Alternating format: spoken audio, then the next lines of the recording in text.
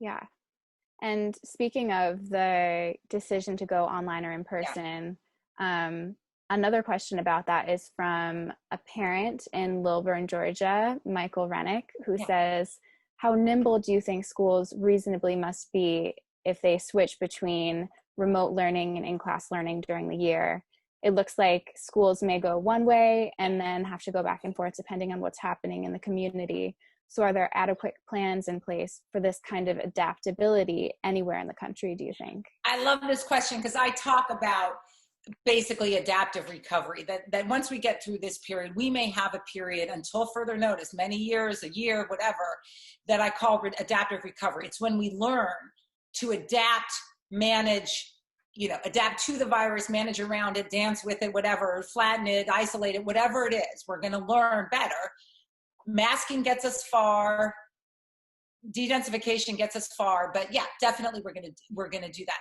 So I can't have a universal answer in terms of what school districts are doing. Here's what parents should be looking for, I think, is how are they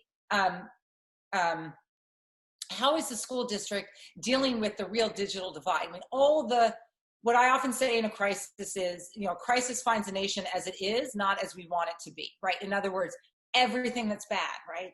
The racial disparities, the healthcare disparities, the income inequalities get worse, right? So there are ways in which so we have to focus on populations that are more than likely to fall behind and also don't have the access to keep up, right? So that is why, if a school district opens K-3, I've seen enough data, and educators can agree, hopefully, but we've seen enough data from the education community. K-3 really matters to be together, even though they're impossible to keep apart, right? I have high school boys. It's not ideal, but they can manage their own schedules. They know how to read and stuff, and I just have to be on their case and stuff. So you want to make sure that gap. And then the second thing is, and what I advise school districts is, you don't just need a plan to open up. You need a plan when you start to see cases. Which is, look, we're going to close down for 2 weeks, back to digital, right? And parents have to be prepared for that. So that's going to impact work.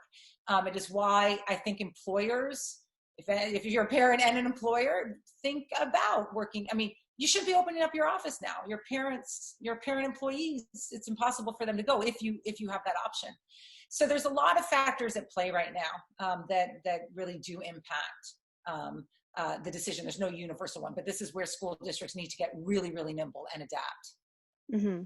And it sounds like that adaptability doesn't need to just happen in the school itself, but in the surrounding community. Yeah, exactly. So, look at these graduations. What I loved is, like in Massachusetts, these poor seniors never really got to say goodbye to each other, have a prom, have the big party, do what high school seniors do those last few months, which I remember from my daughter.